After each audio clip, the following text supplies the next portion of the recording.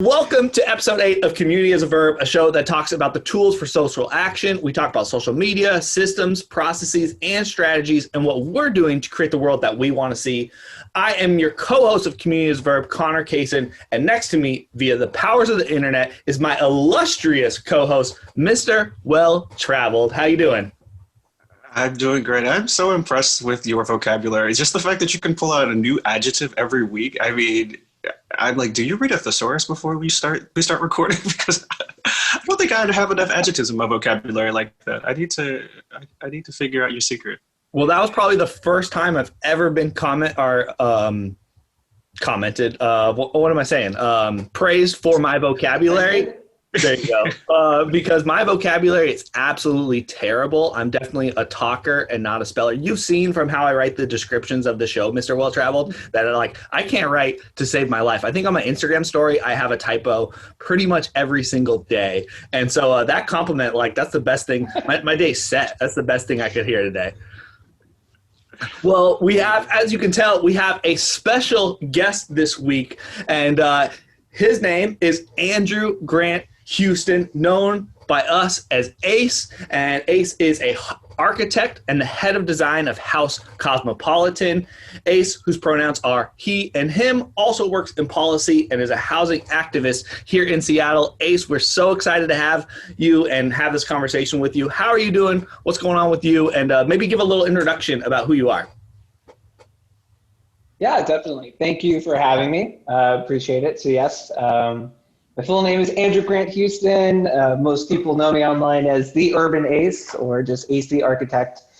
And yeah, I kind of bridge this gap between being a licensed professional, so I am a licensed architect and have gone through all the wonderful, illustrious halls of academia, and being a professional and business casual and everything. And then on the other side, I am very much about being an activist, being involved in the community, bringing together the knowledge to be able to impact the city and make things a better place. And I come from a mixed race background of being both Black and Hispanic. And so for me, both in my architecture and in the work that I do, it's all about celebrating culture. And so I think that's a really big key for me. It's just kind of this idea of celebrating and having joy in everything.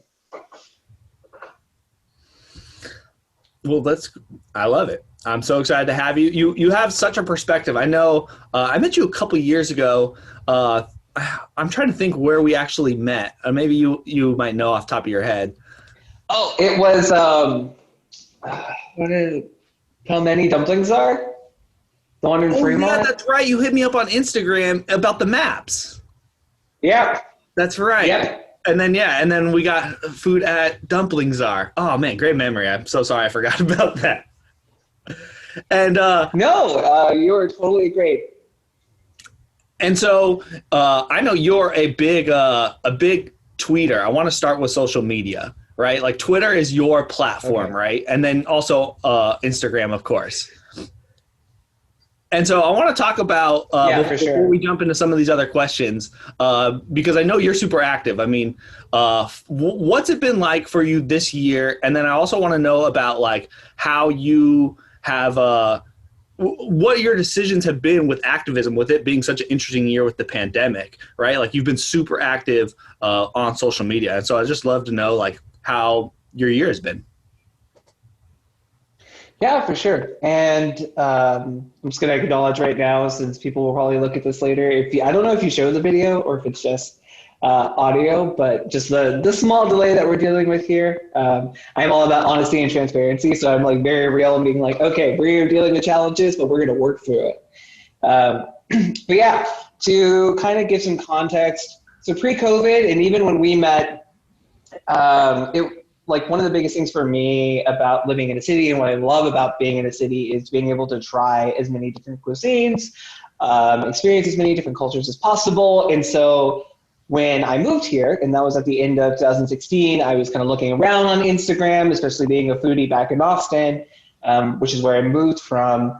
and was like, okay, who is the person I need to talk to and I need to know in order to know that I'm going to good places? Because I felt like, especially in my first couple of weeks, like I was trying a couple of different restaurants around where I was living, which is Belltown, and they were okay. But I was like, I need to find the places, like I need to be able to experience like the best of Seattle. And so when you just happen to come up, but it's like, I need to talk to this dude. I need to make friends with Find Me in Seattle.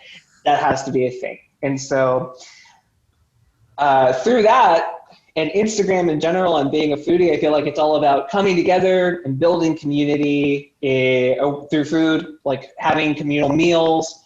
And now that we're in the pandemic, that has really gone away. And so I've almost pivoted a little bit from being heavily involved in Instagram and using more Twitter as like a platform for discussions to really being heavy on Twitter. And part of that is because I am a high-risk individual.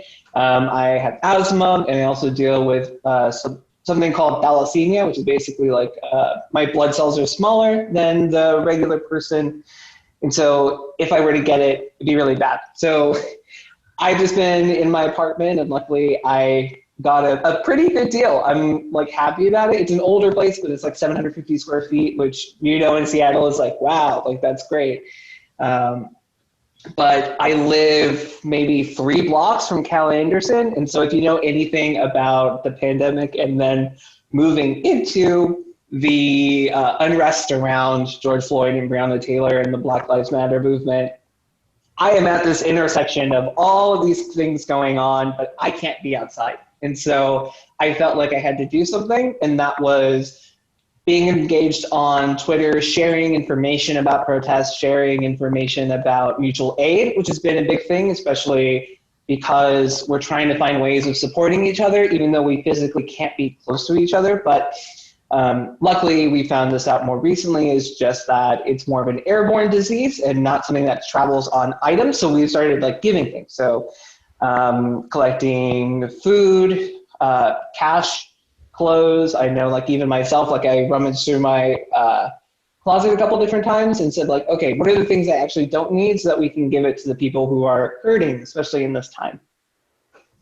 That's great. I mean, you have been such a resource for me, especially from like June to August when the Chop/Chaz was happening there. And so I'd love to like ask you more specifically about what that was like for you. And then I'd love to hear just more in depth about how you were activating yourself, because I thought it was so cool that you're like, I can't go outside, right? It's not safe for me to go outside from a COVID perspective.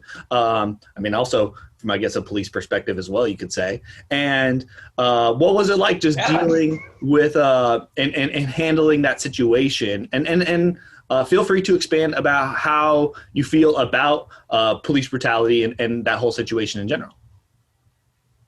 Mm-hmm. Yeah, it has been a challenge for a while. And I say that because even when I lived back in Austin, like Austin is one of these places where you can honestly be out at any time of day.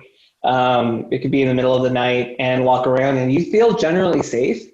But I would say particularly around the time of like 2015, 2016, Ferguson, became much more aware of just how systemic racism and in essence almost a genocide against Black people was still very much a part of the identity of this country, and especially a lot of, I would say, blowback from actually having a Black president. Like in some ways, there were many white people who felt like their culture was going away, that their culture was dying, because we were finally getting a chance to be able to talk about our history and our culture and see it embodied in this visible leader. And so what's been really challenging and kind of scary for a while since about 2016 is just being outside as a Black person.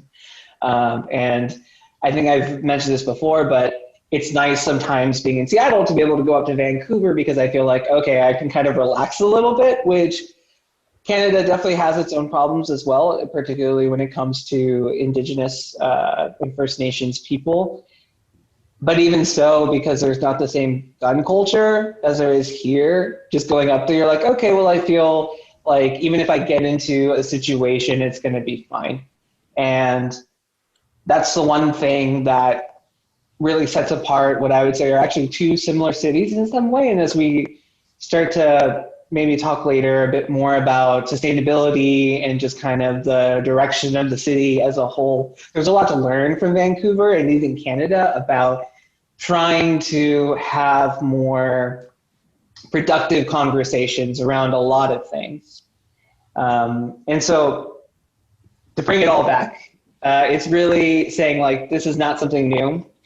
And what I really recognized during this time of unrest, especially in June and July, is that there are groups and organizations that I already was in contact with a little bit, maybe not supporting the same way that I am now, but groups like Decrim Seattle, No New Youth Jail, who have been fighting for justice for many, many years, and especially looking towards the abolition of the criminal system, that basically the incarceration system.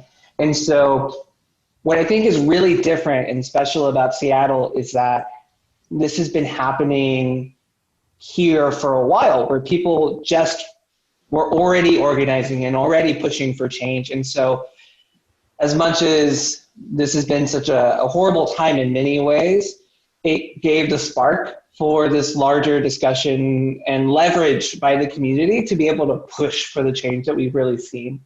And we haven't gone as far as we want to. I know one of the biggest issues around SPD in particular in Seattle Police Department is to defund the police department in order to increase the amount of money in non-police forms of public safety. And I think that's really clear, because a lot of people keep talking about, we got to defund the police, and that's one step. And yes, but the overall goal is to still have the same amount of public safety, if not more public safety.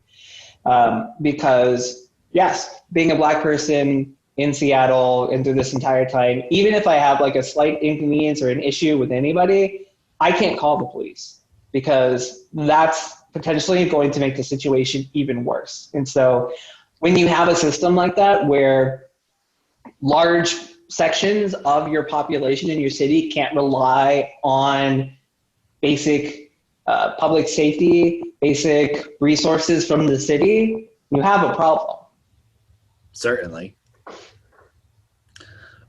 And you live so close to that police precinct too. And so to have those feelings of I'm safe in my own community, speaks large words about changes that need to happen, right? Like no one should feel that way in their own city, especially in the proximity that you live. It's just, that's super unfortunate, and something needs to be done about it for sure. It's going to be a slow process, as we're starting to see, but it has brought a lot of light into the issue. And so hopefully kind of having more people be aware of it from everything that's gone on this year, I think it's a positive change. Like you said, not enough at this point, but it's a step at least in the right direction. Absolutely. Mr. Will Travel, before we get and that really has been... Oh, go ahead. Finish it. I was just going to quickly touch back, because you had talked about Twitter and like being so active on Twitter. That really came down to what you're talking about, which is very much the knowledge is power. So sharing as much information about what's going on so that people really have a true understanding, especially because when it came to Chaz and Chop, it became such a huge national conversation. And particularly as someone who works in the built environment, I had to really explain to people, yes, there's this like larger influence of like what's happening, but in terms of the actual physical extents of where the organized protest was in Capitol Hill, it was really maybe 6 or 7 blocks. Like it was not a lot of space, but you could see how a community or public space can have such a massive impact on larger conversations. And even if we're talking about world history, for example, Tiananmen Square, which is a fairly sizable square, but if you think about how you know about it in history and the place that it serves, places that are really, really small can end up having massive impacts on a global scale. Yeah. Get really deep. Well, and that's a great analogy too, right? And how a lot of times these movements or moments in history, come down to a park or a bridge, or like everything kind of like centers into this one focused spot where it all takes place. Mr. Well Traveled, do you got any follow-up questions there before we transition more into architecture?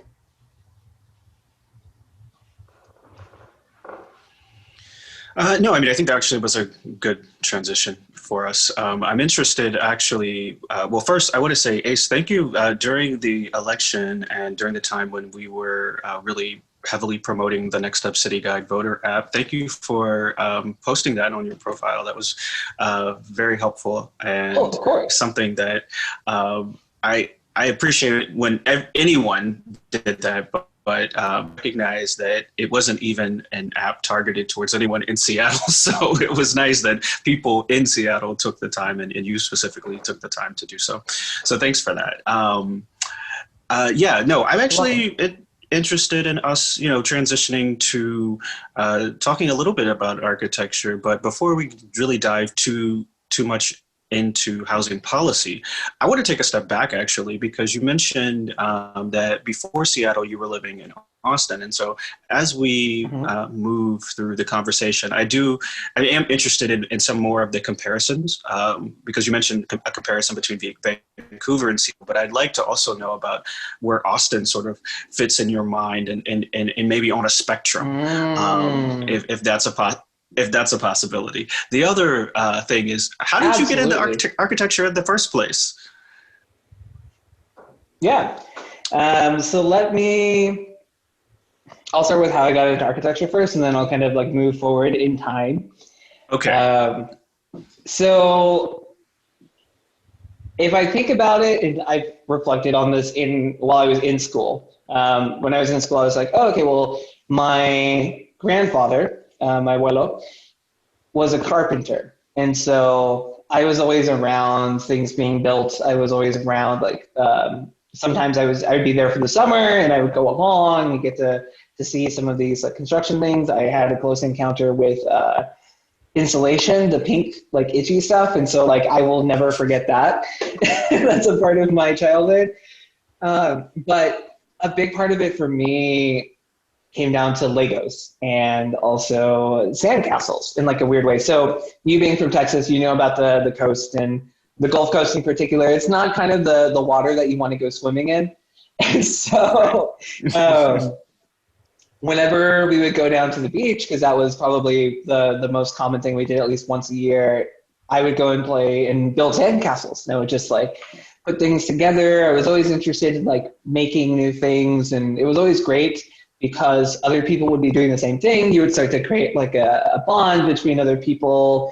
You would find things every time that you went that were different. And so you had like different pieces like shells and seaweed. And so that is like a little kid. And when I was like in 4th or 5th grade, I said like, I'm gonna be an architect. Like that's what I'm gonna do. And this was before the internet was even Web 1.0, where like everyone had general access to it.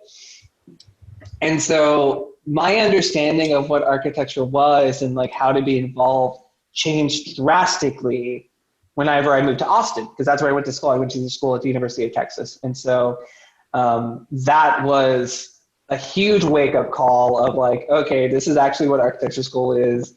I have no idea what I'm doing. I am out of my depth, like, especially as someone who grew up with a single parent who's a teacher, who was always like, just study hard, study really hard, get good grades, and you'll get into a good school. And I got into the good school, but then it's like, after getting into the good school, like, what's the next step? And so I'm originally from San Antonio, where I was born, and kind of moved around a bit, but San Antonio compared to Austin, they're very different cities in terms of how they're laid out. San Antonio, I would say it's much more like, kind of like Bellevue in some ways, where it's like, you got these really big streets.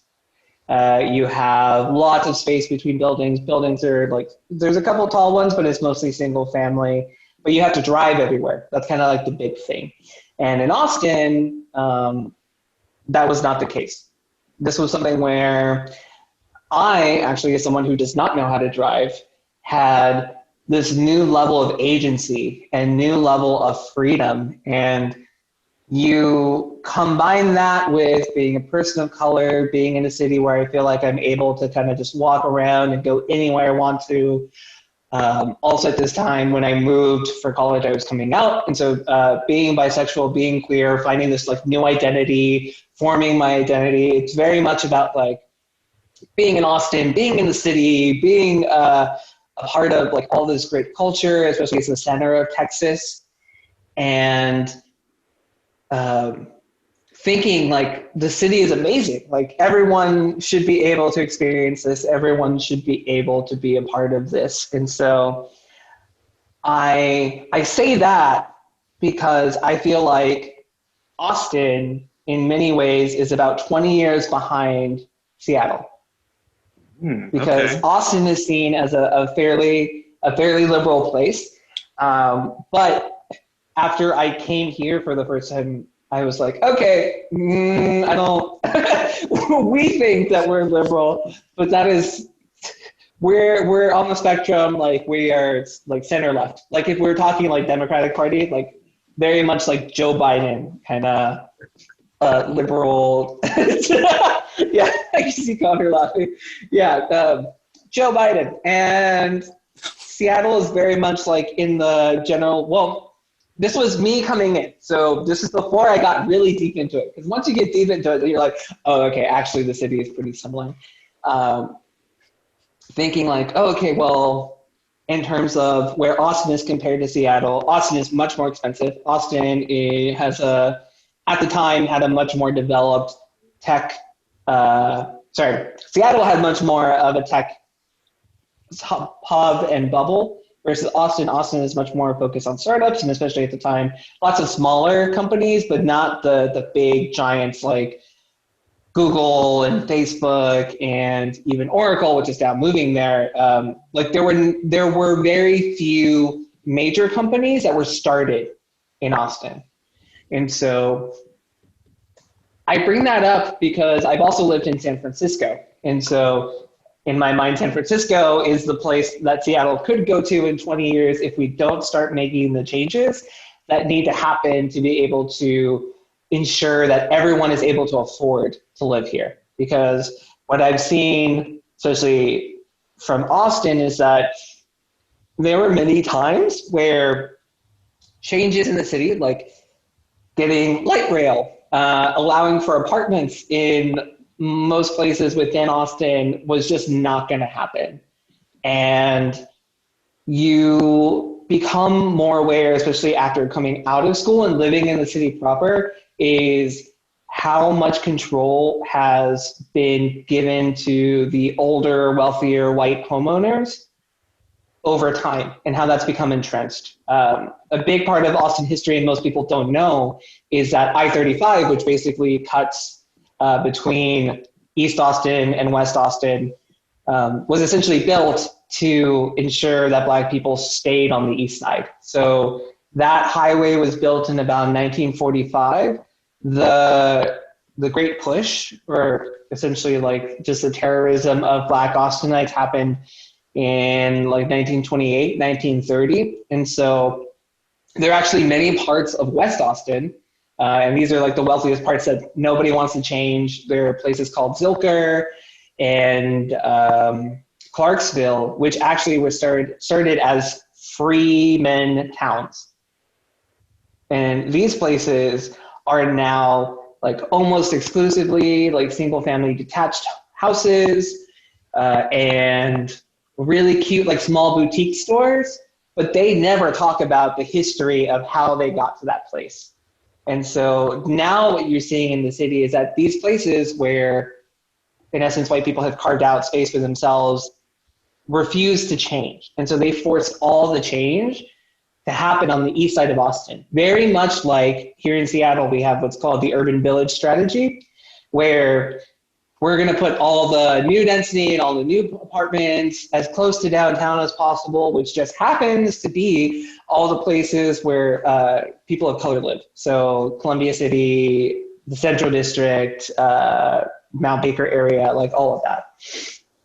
And so what I bring that up to say, we are heading in a direction where Austin is not learning from Seattle. And if Seattle can choose to recognize the potential future of moving towards a San Francisco where nobody is happy, truly, no one can afford to live there, all the culture that is talked about in the history, especially here in Seattle, how big music culture is. If we don't address the affordability issues and the housing issues, then we're just going to become a shell of what we used to be.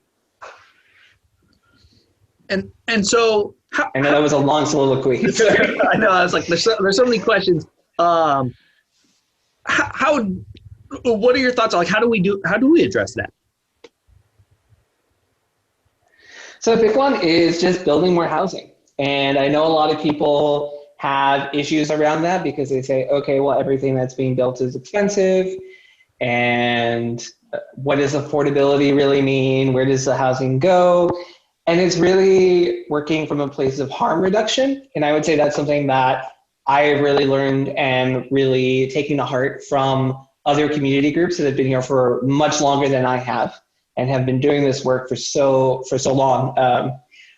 Even something that has come up and that I didn't know is that one of the first Black Panther chapters was started here in Seattle. And so this idea of community taking care of itself, community as a verb, being able to support itself.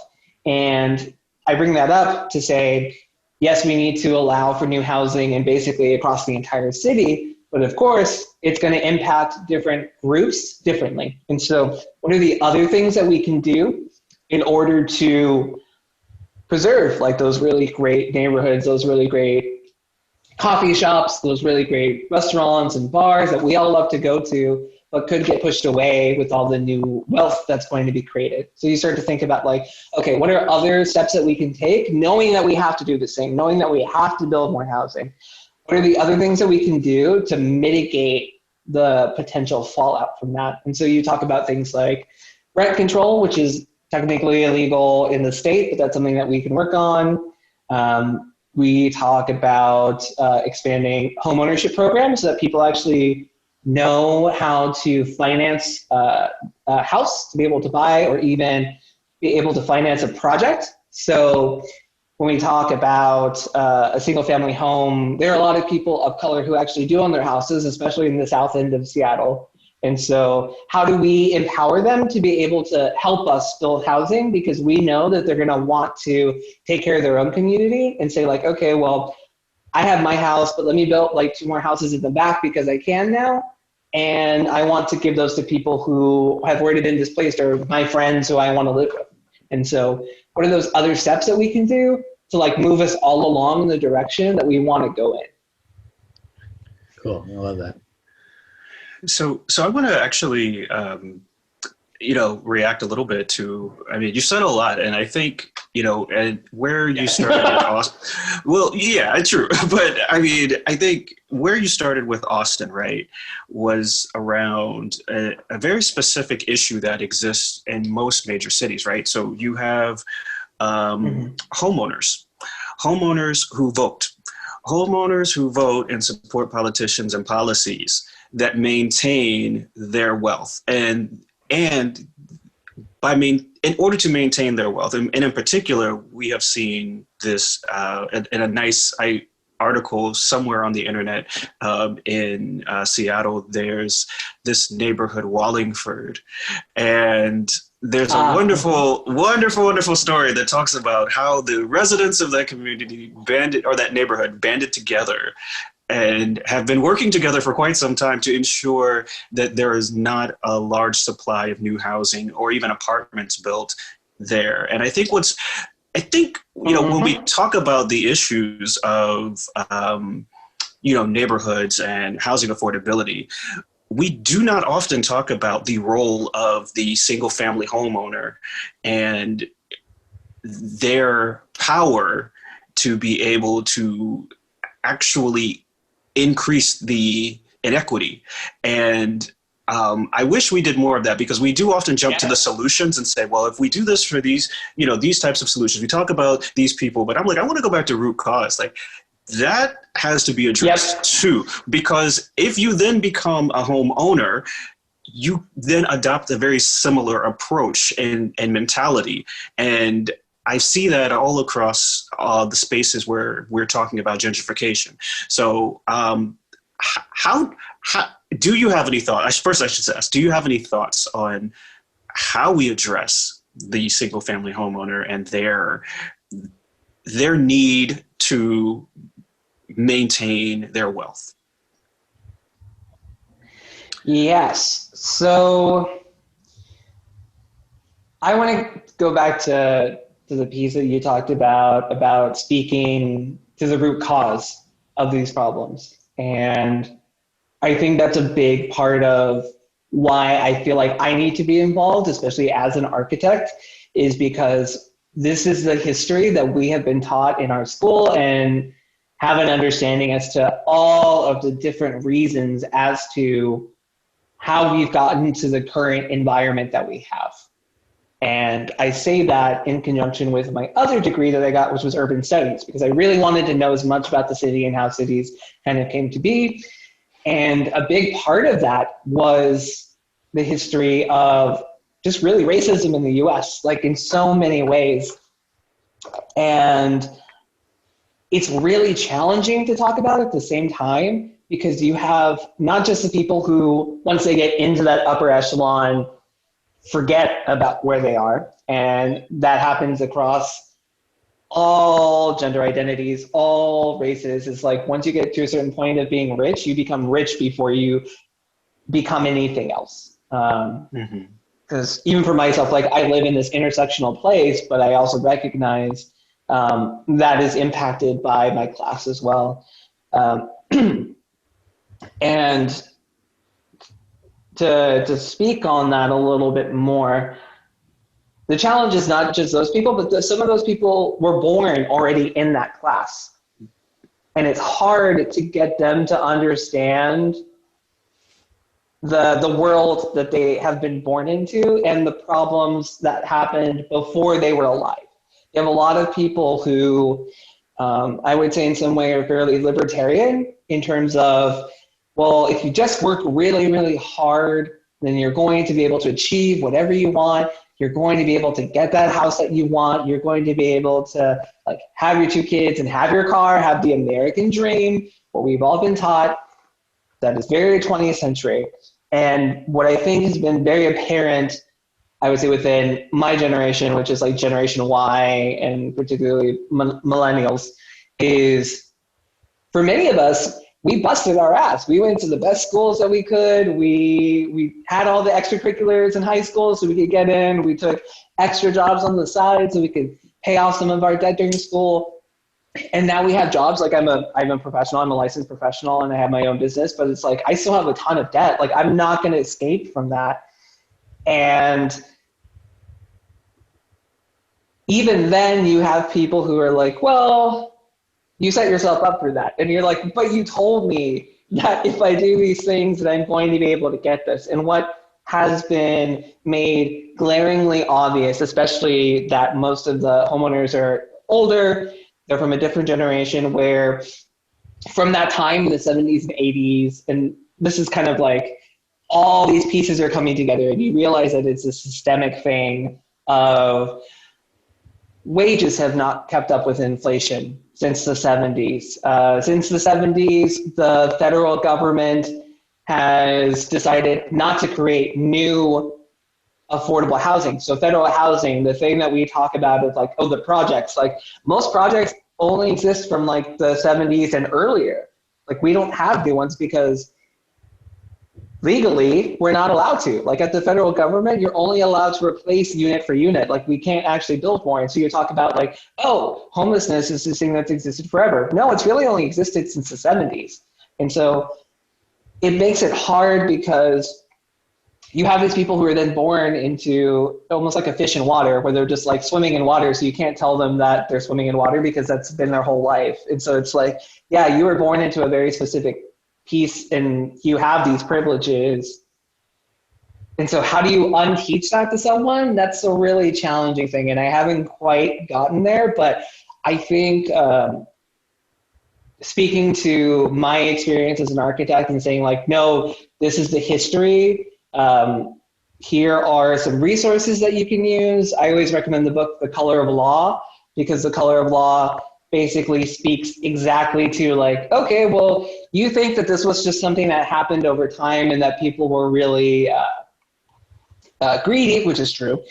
But here is exactly every single instance in which the federal government intervenes to be able to make the world that we're in. And so you start to realize, okay, it wasn't just a couple of people who decided this, it's that the entire system has been set up this way for so long.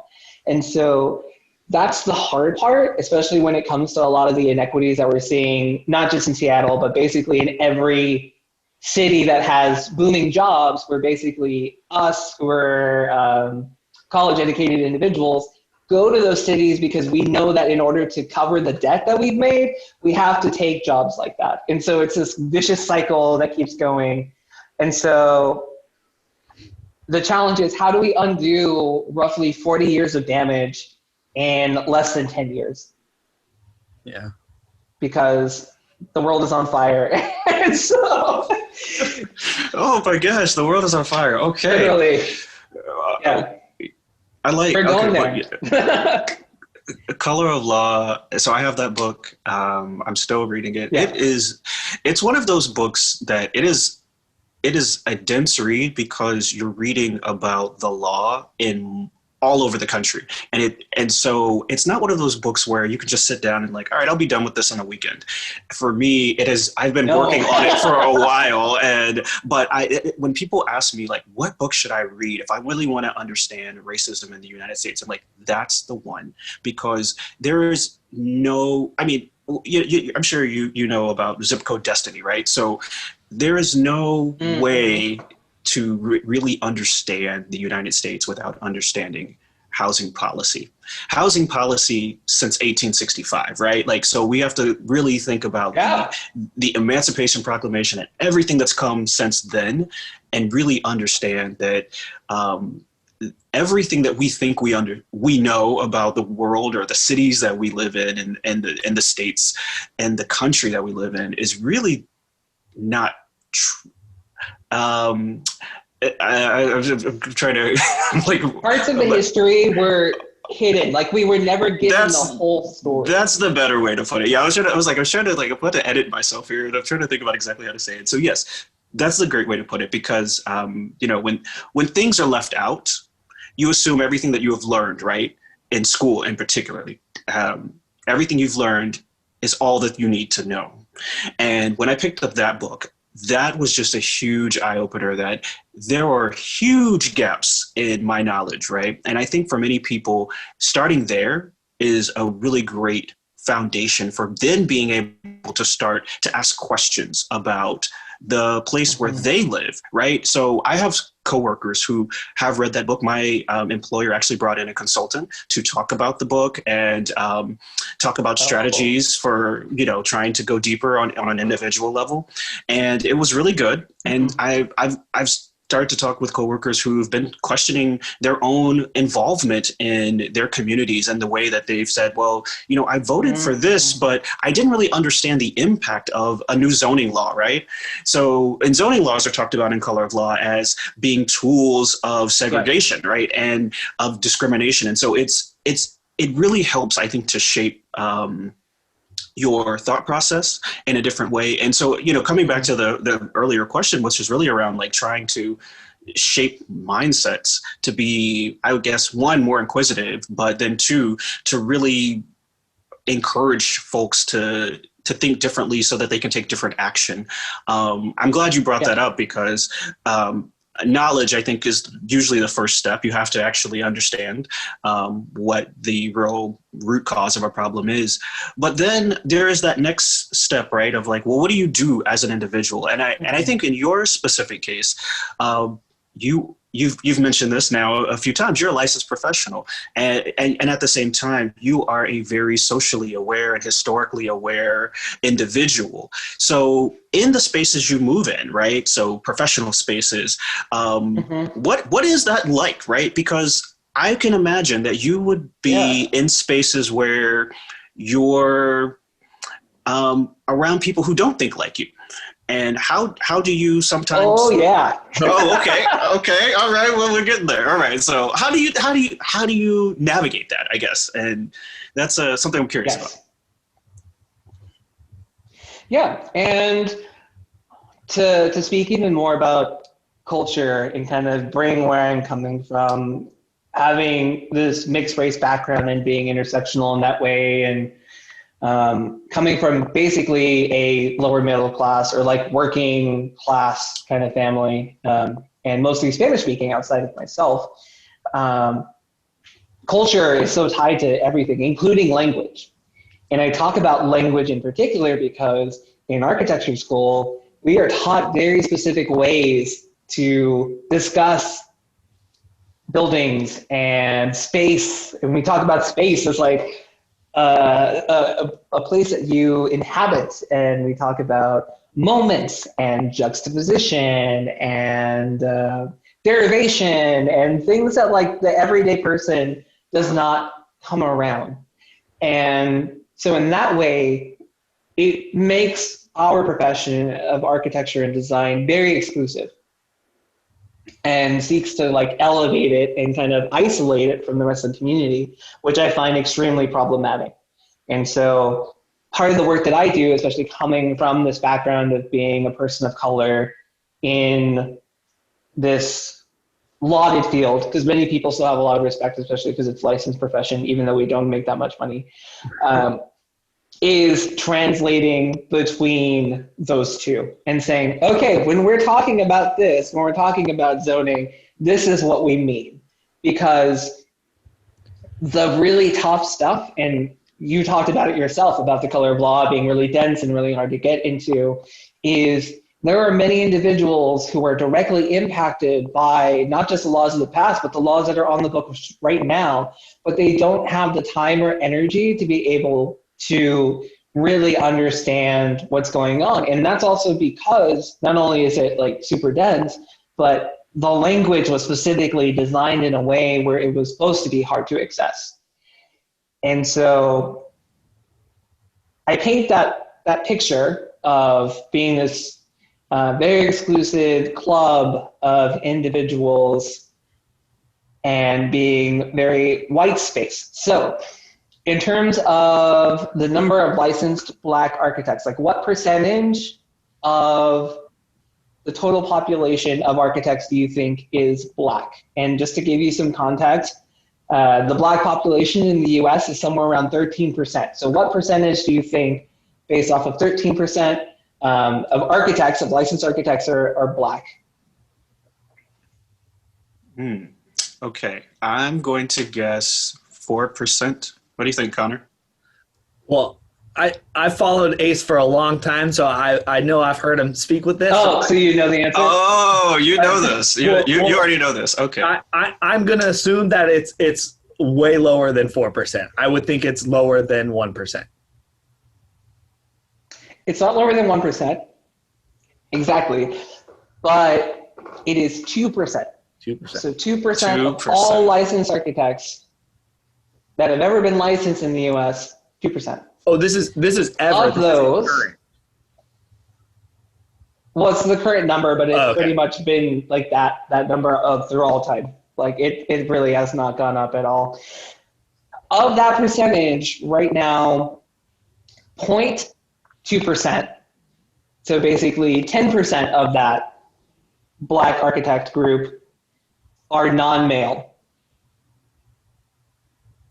So I put that in context.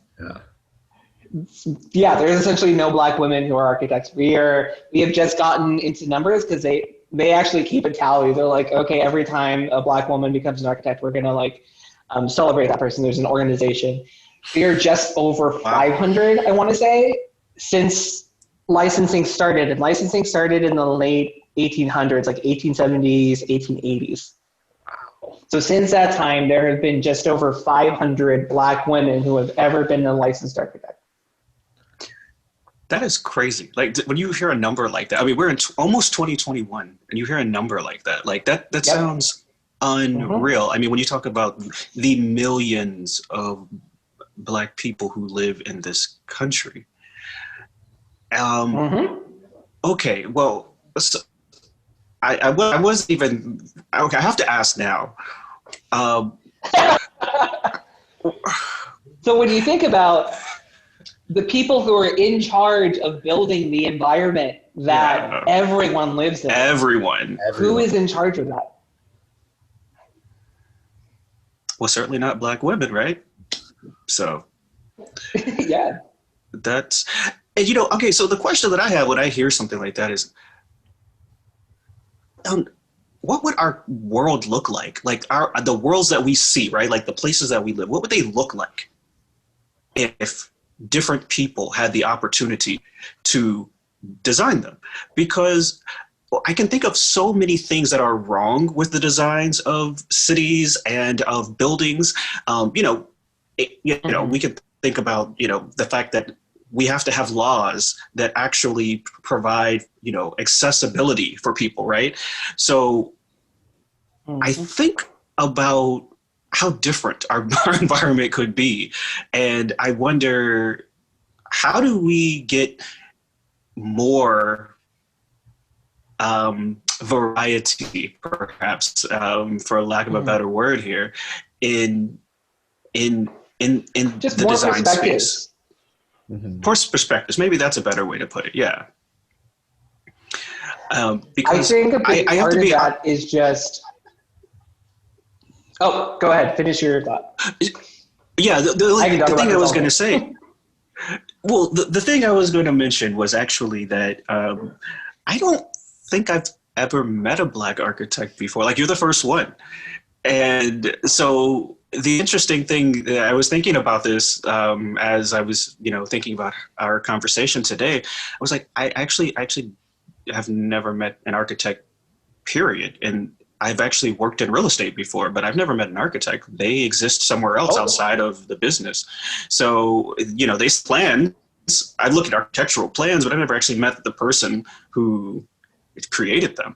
And I think that's an interesting thing, right? So, because my exposure has really been limited. And so when I think of an architect, I don't necessarily, like the person who comes to mind isn't someone who looks like you or me.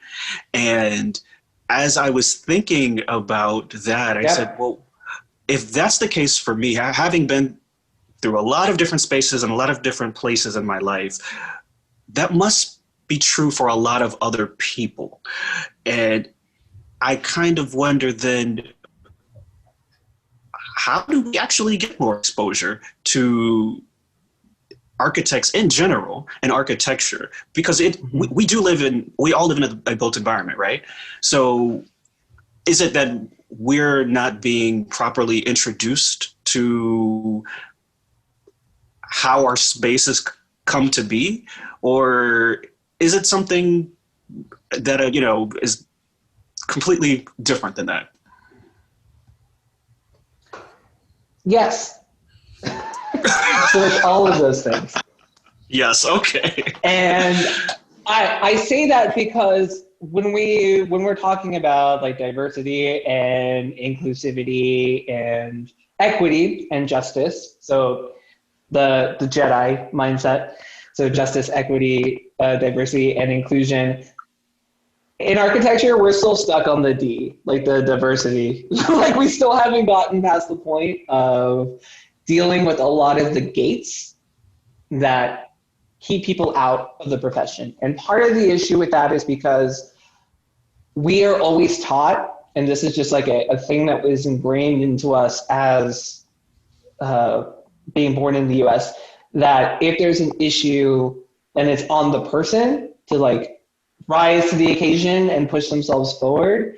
Because if for any reason that we change the system, then it's seen as if we're lowering the bar, that we're making it easier for people to get in, when what we're doing is actually matching the expectations with the actual lived experience. Like the thing that you talked about of having places where you can clearly see that something is wrong, that it's not accessible, for example, or it's not conducive to doing certain types of things, is tied to our culture and tied to our identity. A really great example of this is a park. Like, you can clearly tell when a park is designed for groups of people, especially as Black individuals. I feel like we're very much about like getting together and being in groups, but like in public places, especially in parks. And so if you have a park that's really small and there's not really a lot of like places to sit down or like something to kind of gather around communally, that's probably going to be a park that less Black people and less people of color are more inclined to use in general.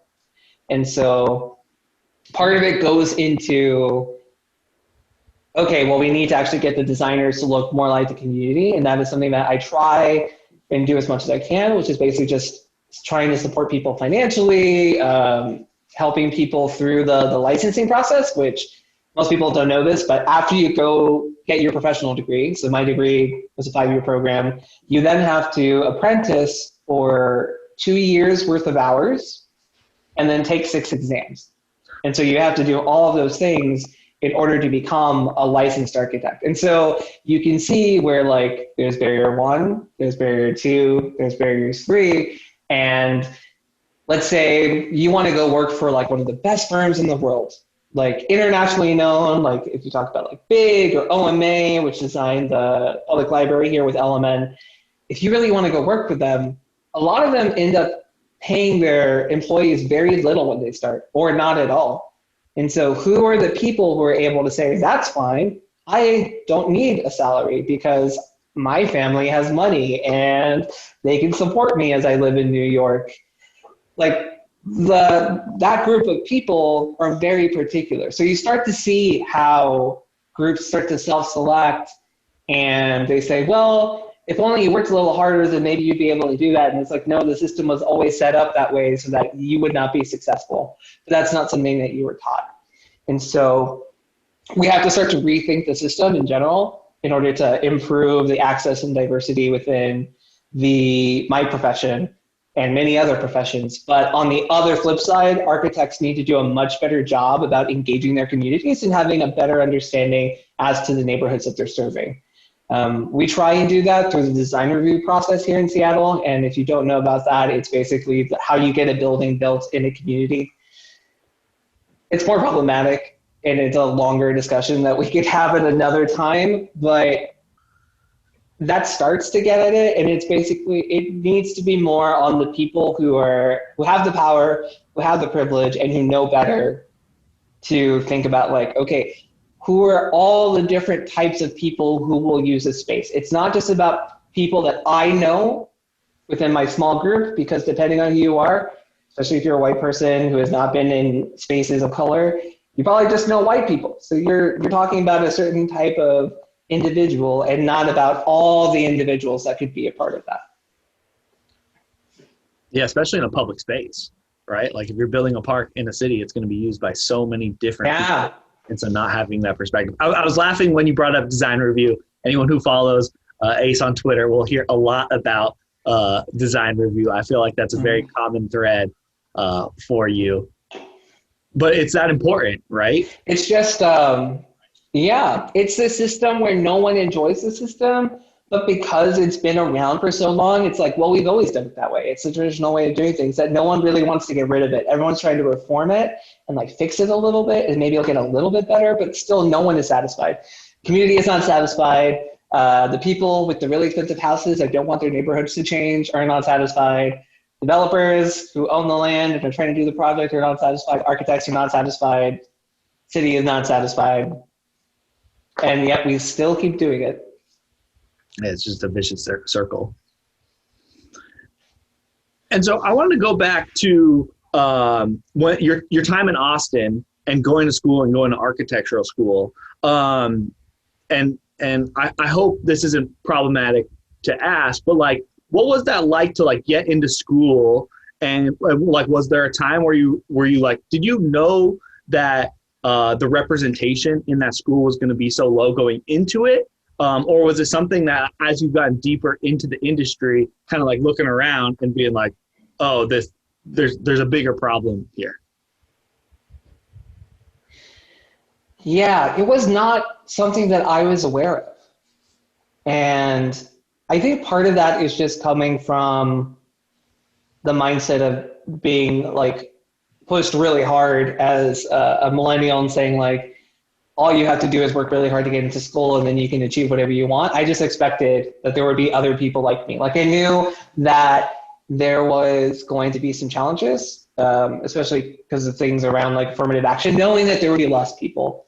But I try to remember this. When I walked in, there were actually like 4 other people who were also Black and some other people who were Latino. And so like within my class, like we were actually like not bad. Like we had like a fairly like solid representation, and this was back in 2007. But then looking at all the people who were like worked at the school, looking at all the people who came to design review critiques, like there was only one individual, and his name is Charlton. Charlton's fantastic. He's been at the school for a very long time. But outside of him, there really were no other like Black people really ever. And while I was in school, I actually sat on our diversity task force that was created within the university, or sorry, within the School of Architecture, where we said like, okay, and this was back in 2009. So this was even like much further than like where we are now, where you have schools like Harvard and Yale finally getting on board with like doing those kinds of things.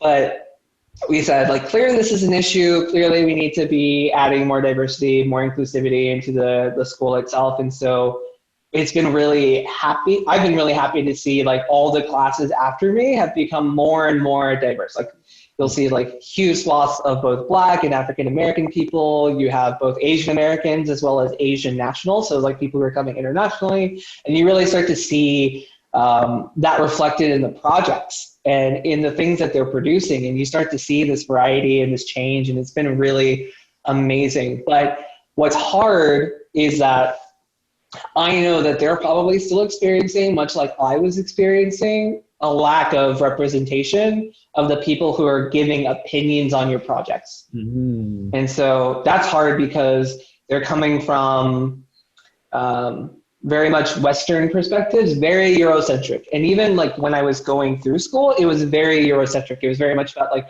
the Western tradition and those arts and things that were coming from France and Germany and the UK. And so you take that versus like all the other architecture and design that was happening in indigenous cultures, that was happening in Latin America, and things have improved somewhat, and also in Africa. But very much like history courses in school, it's like you have to take the specialized class in order to really get into it versus being taught the Western tradition as just like the standard. And so I recognize like once I came out of school, like all the things that I learned and working within that space and almost like code switching in some ways. And when I have conversations with other people in architecture, like I recognize when I code switch and when I use certain words. But yeah, it's a very white space, and it has been for a while. And we're trying to reclaim that space in some ways and like make it much more representational of the work that we're doing.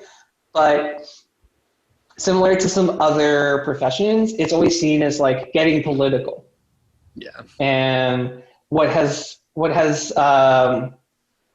kind of fallen away from people's understanding, especially working in very public spaces, like working on parks and working on civic buildings, is that architecture is political. It always has been. People always tie identities and movements to either spaces, and we talked about this even earlier in the podcast, or buildings. And you talk about like the Berlin Wall, for example, and how big of an identity that was, and like the separation between Western democracy and Eastern communism, and like when that came down, like how big that was. And so it's so funny to see the cognitive dissonance between people talking about those things and how big they were. And then when it comes to issues happening in their own communities and in their own space, they don't see the connection. Mm. They're like, oh, well, I just really want to use the park, and I'm really like sad that there's like a bunch of homeless people, and not understanding like that this is a problem. If that makes sense. Yeah. Mr. Rothschild, do you have any thoughts about that? Or else I was going to ask about House Cosmopolitan a little bit. Oh, no, go ahead and ask. So you're starting to see some of the change kind of at I feel bad, call it the lower levels, but like the academic levels, right? And that like that's probably where the change starts as far as getting people up higher up. But you mentioned the big problem is still leadership, right? Like such a lack of representation, and those leaders are one of the gatekeepers because they provide the work opportunities after college. And so I know you started your company as like a way to create your own representation, right? Like to kind of create another pillar of leadership, which I totally endorse you doing. I think that's, if it doesn't exist, it's going to be really hard to, find your representation, or for a company to all of a sudden have that representation. So you just decided, I'm going to make my own thing, right? And build my own tower. And then that can kind of like start to funnel new opportunity. Talk to us a little bit about why you started your company and what your company is all about. Yeah, absolutely. So I think it's really great to bring this up in particular, because I think it gets into like the equity aspect of diversity and inclusion, which is moving towards just because you have people who look a certain way and you can check the box doesn't necessarily mean that the culture has changed. And so the reason I started my company was, one, I was laid off from my job. And the job I had before was working for WeWork. I was a project designer, so I actually worked on WeWork locations within Seattle, Portland, and Denver. And what was great about stepping into WeWork was on the first day when I saw the people that I was working with, which was in construction and in design and even in technology, and that was a big thing, is like we looked like people outside. Like I had never seen so many Black people working in design in one space. So I was like, this is amazing. Like, I'm so glad that we're all in the same space. Like it was eye-opening. I was like, I cannot believe I'm part of this. And it's great because tech in general is good about diversity, but it's within reason. And so as I worked there more and more, it became very clear, like, it's fine as long as you're within the bounds of our culture. And so there was that kind of disconnect. And of course, when I joined, it was right before 2019, and we had some issues with financing and funding of the company. And so what you started to see was like, okay, they start to call back and like lay off people.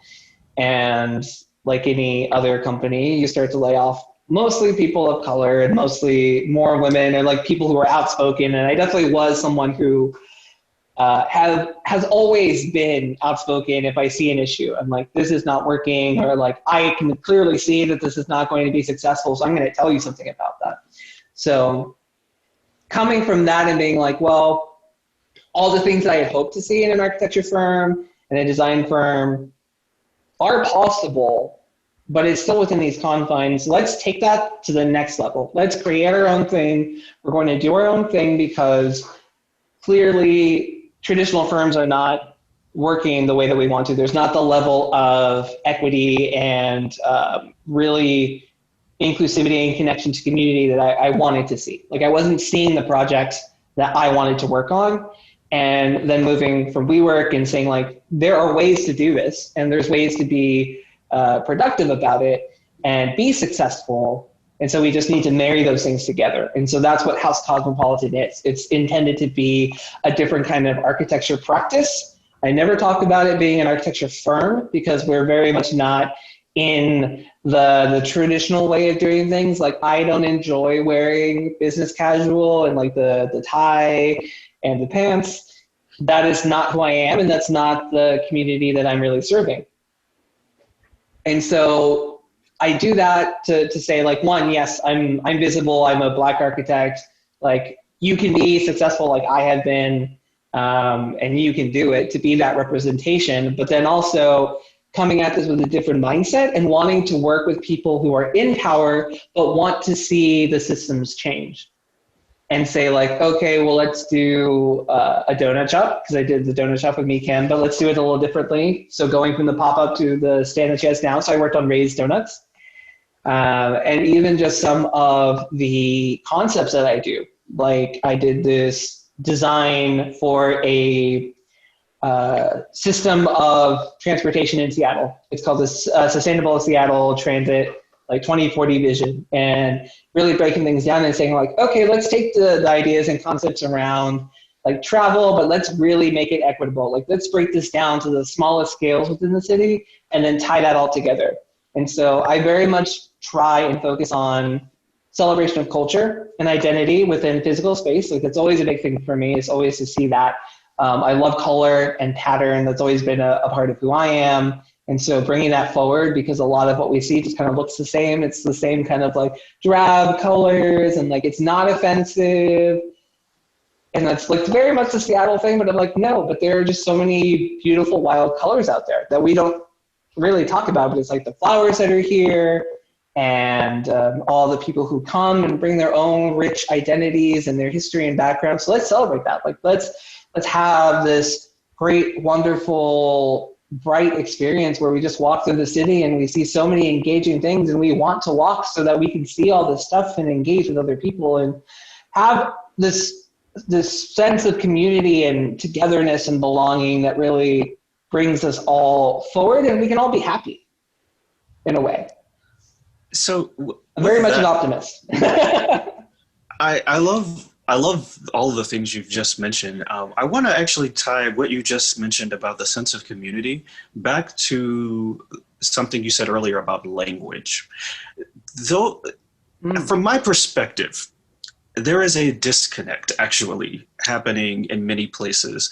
And since we're talking mainly about Seattle, I'll just use Seattle as the example here. That what community means is not the same for everyone within the community. Mm-hmm. And so I often wonder who people think belong, right? In their definition of community. And I'm of the perspective that that's probably something we've got to define and get some consensus around that. Community means this, and it includes everyone, not just people you like or people that you think can help you maintain your wealth.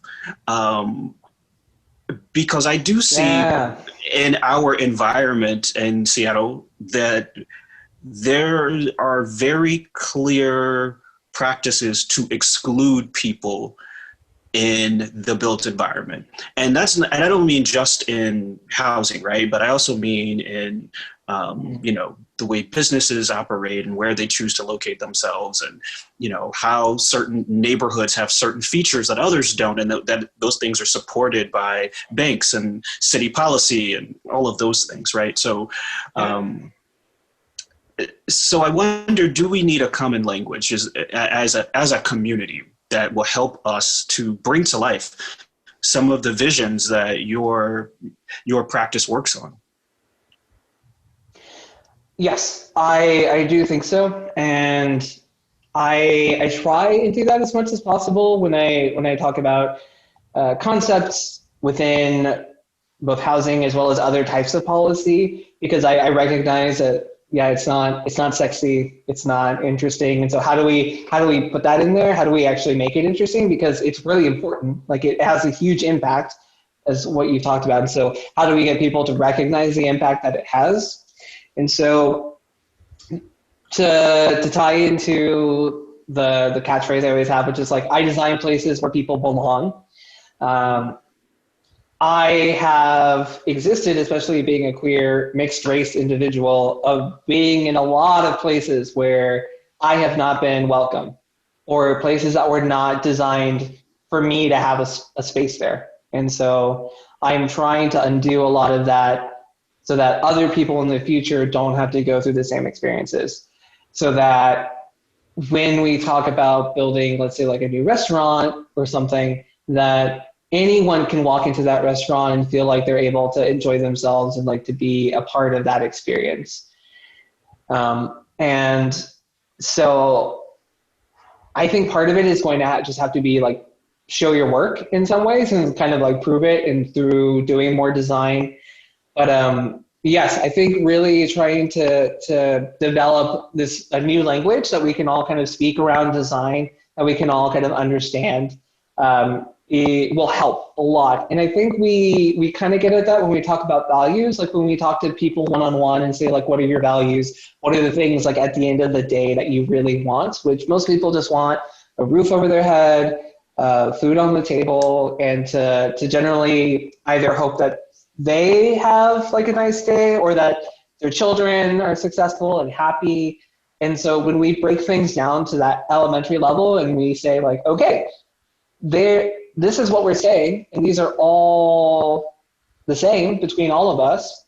We just have very different ways of expressing that same desire.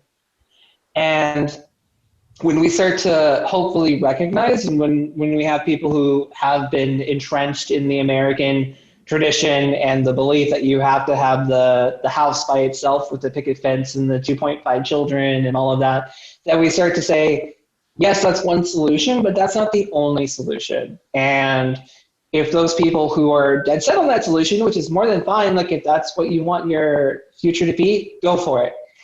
If they can at least recognize that there are other options that are just as valid and that deserve space within our larger community, then hopefully we can build this tent where everyone is able to experience and live the life that they want to. Mm. I like that. I really like that. I like that too. Go ahead. Oh, no, I was wondering if if that was a good segue to the 15-minute city, because now, I mean, we're getting into, futuring. Oh, and so I'm like, yeah. I'm ready to hear more about, what you see for the future of Seattle, of major cities. Absolutely. And I come at this with a reminder for anyone who is listening, and as I talk about this every single time, the reason that we are trying to apply anything like a 15-minute city concept or any other similar concept of, in essence, removing cars is because the current way that we are living is destroying our environment and, in essence, will be the end of our civilization. And I know that's really big and really scary for a lot of people because it paints this level of uncertainty. But in essence, what we are saying is that the current way that we are doing things is not helpful and we have to change. So because we have to change, what is the change? So let me make sure I've got this straight. The burning platform here is that the current way we're doing things, driving cars, that is not something that is sustainable for humans. So the solution is this concept called the 15-minute city. Is that how I understand to understand it? Okay. So can you tell us a little bit about 15-minute city, like as a concept? Like what does that mean then? So the vision of this solution for the problem, and as we were talking about just before this, there are many solutions to the same problem, but this is the one that I am most interested in and a lot of people are interested in, is this essentially. You will drive significantly less if everything that you need is within a walk or rolling distance.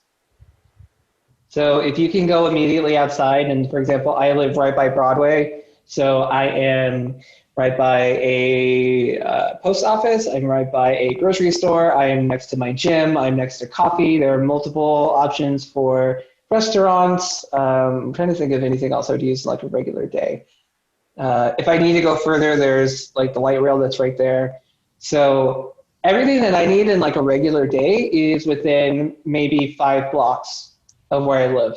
And so as someone who does walk, who's fully able-bodied, I'm able to just go outside and get everything that I need. And so particularly in this pandemic where the further that you go, the more risk that you're putting into, even if you're in a car, you still have to get out of the car and go somewhere.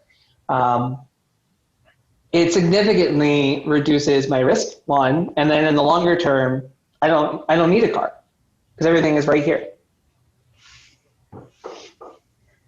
So in essence, the 15-minute city concept is that you should live within everything that you need on an everyday basis. Not, of course, special things because you'll have to go further for those, but like grocery, ideally living by your doctor or like a health provider of some sort. Your job, ideally, that you're within like either a walk or bike of. And so in that way, because people are just driving less, then they're using less emissions. So is this concept something that is actively like being implemented, or is this something that's just being talked about? Is it just a concept, an idea, or like are people actually acting on this right now? So it is something that is being implemented in Paris and in Montreal. On a global scale, here in Seattle, the mayor has currently pushed it out as a way of framing the comprehensive plan. So when we talk about like a common language, the common language ideally is supposed to be the comprehensive plan. It's supposed to be the vision for the next 20 years, but we update it every 7 years. And so again, being a professional and working in these spaces and having to use these laws every day, basically, and like being impacted by these all the time, I try and break this down as much as possible so that other individuals who don't normally have to be a part of these conversations, whenever we have the public outreach portion of comprehensive plan, I'm like, okay, these are all the things that you need to know. This is how it impacts you. Let's break it down so that they can easily engage and maybe just put in 5 to 15 minutes of time versus looking at it and being like, okay, there's way too much going on. I'm just not going to touch this. I have never been involved before, so I'll be fine. And so that's the challenge we have right now, is because a lot of people don't understand the 15-minute concept or could actually abuse it if they're the people in power. So they say like, oh, well, we're doing a 15-minute neighborhood here and a 15-minute neighborhood there, as opposed to like, no, the point of this is to do the entire city, ideally, so that everyone within the city is within a walk or roll of the things that they need. And also recognizing that we have to move this quickly because we have been in a state of inaction for so long. So the amount of change we have to do, it's almost like losing weight. You're like, okay, well, I have a year to lose, let's say 20 pounds. And now there's like 2 weeks left and you have made like maybe 4 pounds of difference. You're like, crap, like now I have 2 weeks to lose 16 pounds. Like, so we're in this place where we're having to make a lot of change very quickly, and it's because we have not made change over time. And so there's got to be a lot of risk right there, right? With your analogy, right? If I've got to lose 15 pounds in 2 weeks, you start thinking about cutting corners, right? And we won't talk about the ideas of how you cut corners with that. But I would assume that the same principles apply for reconstructing your city. Is people are going to cut corners or, not do things in the right way to try to make those changes quickly that have huge drastic impacts later on, which continue the problem. Absolutely. And one of the biggest challenges is that you still have those groups of individuals who don't want any change at all. And so how do you either nullify the power that they have to basically stop this, or how do you speak to their concerns in a way that ties into the work that you're trying to do? And so that's what I'm trying to figure out right now, honestly, is, okay, these are individuals who own their own house and have been fine for a long time. So it's what I call, it's not just like a NIMBY, which is no in my backyard. It's more like a fuck you, I got mine. Like I am going to be taken care of and I'm going to be okay. And trying to get these people to kind of zoom out a little bit and understand the larger repercussions of, okay, well, if we don't change this, and let's say the world gets worse, the climate gets warmer, people start to be unable to inhabit like most of Africa, the water levels rise, and so every individual who's living in the Pacific Islands has to move. Those people are going to come to very specific places, and that includes Seattle. Like, people are going to move here because outside of the smoke season and a couple of weeks of that is, like, you're still able to live a really decent life. And so what are the steps that we are taking now to be prepared for that? Because we already know that some of that is going to happen. Like, we have gone too far. And it sucks to be the person to be honest and direct and real and be like, look, like, I am all sunshine and I love having a good time. I love, like I said before, I love celebrating culture. I love engaging with people and doing things and going to activities and going to bars and going to events and festivals. But at the same token, I can't ignore the elephant in the room. Like, I have to be clear and say, all of these things are great, but we still need to deal with this other issue. And I believe that there's a way for us to be able to move quickly where it might be a minor inconvenience for the next couple of years, but if we're able to get through that, if we're able to like eat our vegetables, then we're all going to be better for it. Like, we're all going to have more of the things that we want and are able to do and the things that we love. Like, one of the big things I would love to see is to allow for more commercial spaces across the city. Because one of the things that I get really frustrated about as a foodie is that there's so many like really cool new restaurants and things that are happening, but they're in Tequila, or they're in Burien, or they're in Bellevue, or now they're like going out in Woodinville because that's where they can afford to have a place, because there's nowhere in the city for them to be able to afford. And it's like, no, one, people should not be driving that far because that's bad for pollution, that's bad for the environment. Two, where do those people live? If they already live in the city, they shouldn't have to go that far to be able to afford to want to have their own business. They should be able to have their own business right underneath where they live, because that's been history for so long. And it's only been in the last like 70 years of car culture that that's not been a thing. But if we undo that, if we allow people to be able to have more commercial spaces in the city, one, people like me who don't have cars are able to like go to them, enjoy them, and it's better for the environment. And then it's better for our economy because we're bringing more money in. And so it's like everybody wins if you just kind of like get over the initial pain of allowing someone to have a business like next door. That makes a lot of sense. Yeah. Okay. So what you've just said, and in a lot of ways throughout this discussion, you've really touched on something that I feel like we just need to call out here very like directly: the climate crisis. And I'm feeling and we like are in the crisis. Okay, there we go. Yes. So we're in the crisis. We are here. We're in the crisis. But we don't talk about that necessarily in that way, right? Like we talk about, well, we need to recycle. Oh no, we're too polite here in Seattle. Okay. So I saw something on Instagram that you posted yesterday.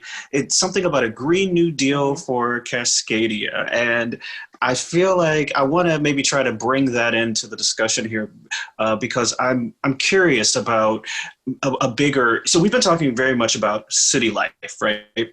But the climate crisis is global, right? And I know you mentioned Paris as an example of a city that's doing something in terms of the 15-minute city that is a much larger scale approach. But obviously, when you talk about the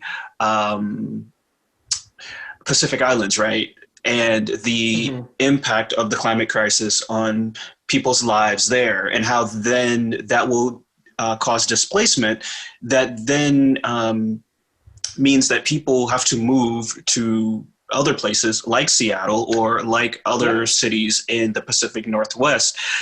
It makes me think, sure, we can talk about city life, we can talk about neighborhoods, but we also have to consider our climate crisis and all of the other people in the world who are impacted by our actions in a city, right? Like driving around a city all the time. So Yeah. I guess I wonder,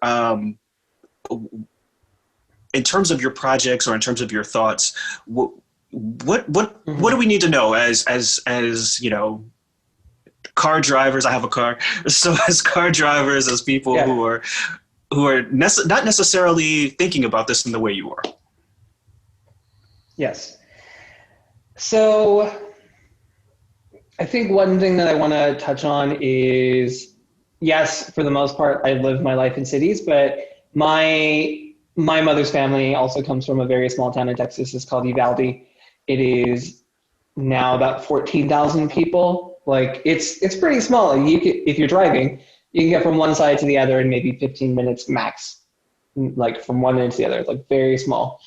I say that because many small towns actually have really small carbon footprints. And that's kind of like, you can see like the impacts that someone has is carbon footprints versus the people who are at the wealthiest. So if you look at, on a global scale, the top 1%, which actually includes everyone in the US, which is like if you make $30,000 or more, you're actually in the 1% of global like economies, which is so weird. Mm-hmm. They make up half of the emissions. Wow. Of everyone in the world. And so part of it is the personal choices that we make in terms of like driving, like that's a big one, but also recognizing that a lot of the systems that we rely on, so electricity, like where's your electricity coming from? That's not something that you can directly have an impact on as an individual unless you're working together with other people to change that system. We're good in Seattle because most of our energy comes from electricity and, electricity. It comes from hydro, as well as I think there's a little bit of wind. So most of what we have is sustainable, but something else that people don't talk about even about electricity is that half of the emissions that come from that are just in the creation of it and getting it to us. And so when I'm talking about city life, it's also about connecting that to the rural, in that most people who live in the rural area don't really have much of an impact, and have a smaller footprint than we have in the cities. And so we need to get better about reducing our use. So you talked about recycling, the concept of reduce, reuse, recycle, and it's in that order of priority. So you need to reduce as much as possible. And that's kind of hard for us, especially as creatures of habit. And even in this time of everyone being home, we're like, oh, okay, well, maybe I want to buy like a new couch. Maybe I want to buy like a new desk, because like now I'm working from home. And it's like just being mindful of how far it had to travel to get to you. So thinking about those kinds of things, it's really hard because we're now talking about systems thinking. We're not talking about how people look at things digitally, which mostly when people see something digitally, they're just looking at a screen and they're not thinking about like all the other things that are connected to that screen. But reducing and then reusing as much as possible. So things like clothes, trying to be mindful of buying things that have more value, that will last longer, that will last multiple years, getting away from fast fashion, as nice as it is, and then recycling. And so anything that we break down that we're able to use again. And even composting, I would say, is a big thing because we're good about it here in Seattle, but most other cities don't have that. And so trying to even share that information is important. And then the one overall arching thing that I talk about when it comes to cities is that we try and keep things as compact as possible in order to preserve our natural environment. And especially if you have lived in Texas, you know how super sprawly it can be. Like cities just go and go and go because there's nothing that stops it. Here in Washington State, we have what's called the Growth Management Act that actually places boundaries on where people can live. And so that's part of the reason why we need to build up, is because we've already set restrictions for ourselves as to how far we can build out. And I am a part of what's called FutureWise, which is the state organization that kind of oversees this a little bit and kind of helps to be the steward of the land in a way. I sit on that board. And that's the connection we're still trying to make. And it can be really hard, especially when we're talking about communities of color who have almost nothing. And I know that from having lived that experience of, okay, well, not necessarily having issues around putting food on the table, but kind of like, we drive because we have to. Like, there's no other option to get places.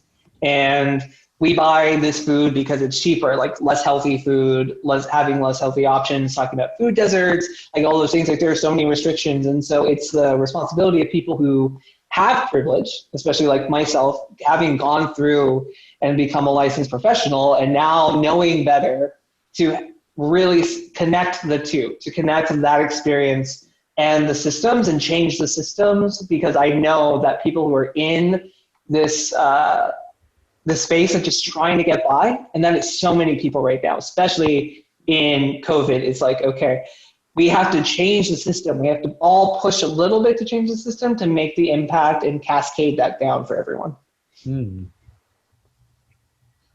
Interesting. And so what would your like individual recommendations be, Ace, for someone like me who just going about their normal lives? Like, what's something that I could do to be more helpful with everything you're talking about? Yeah. Shop local. That's a big piece. We're not going to meet our climate goals and reduce pollution and also try and change the economic system. And I know that's really hard for some people, particularly in Seattle, who say like socialism is the way and we need to completely get rid of capitalism. And it's like, no, we can't do both. Like, it would be great in some instances to like provide that support. And of course, things work differently on a small scale versus like on a city scale versus working at the federal level. But the thing that most people don't recognize is the power in the boycott. And so if everyone makes a similar shift to say, like, we're only going to spend our money at local stores, we are only going to shop at local groceries, and we're only going to buy at farmers markets, one, that keeps the money that we're using within our own economy. And two, it is much better for the environment because the amount of time or the amount of space that something has to move and travel, like, is reduced significantly. And so in that way, we're supporting our own community. We are being self-sustaining, and we are creating this eclectic kind of culture and identity that is just our own. Like, this is how you become, in a way, like almost more Seattle, where you're like, no, we support Seattleites. We shop at Seattle stores. We support, like, I love the Made in Seattle sticker. Like, anytime I see that, I want to go there. I want to support that. That's a big one. That's a really easy one. It's just like buying local. Yeah, with the holidays coming up, it's been nice to see how much of that message is getting out and around. I mean, and the pandemic stacks even more beyond just the environmental concerns, the economic concerns. Mr. Well-Traveled, because we're kind of at like 90 minutes now. So do you got any last questions, and we'll start moving towards the conclusion of the show? No, I don't think I have any last questions, but I've really enjoyed the conversation, Ace. I've learned a lot today, which I totally expected. I mean, how often do you get to talk to a Black architect or an architect or anyone who is as deeply invested in, the housing policy, our housing systems, and just all of that. And so it's been just really fascinating to have this conversation and think about things differently. I mean, you're making me wonder, what am I going to do with my Amazon Prime account now? Because I've definitely, I mentioned it last episode, actually. I'm like, I've been using Amazon quite a bit this year. And I have Amazon, so I'm going to be honest and say that up front. And part of that is just because of being in the pandemic, of only being able to get things delivered. And so you have to work within the space that you have. But yeah, I'm really happy, even though I feel like I was mostly doing a soliloquy or some kind of like sub speech of hoping that people can kind of connect the dots and to recognize that in many ways we're kind of playing a game, but there are ways to change the rules of the game. And so if you understand the rules, then you're able to change them. And if you can see the forest for the trees, then you can make the choices that will then get you to where you want to go. That's awesome. Okay, well, with that, I hear the mayor of Seattle is not running for re-election. So are you going to be running?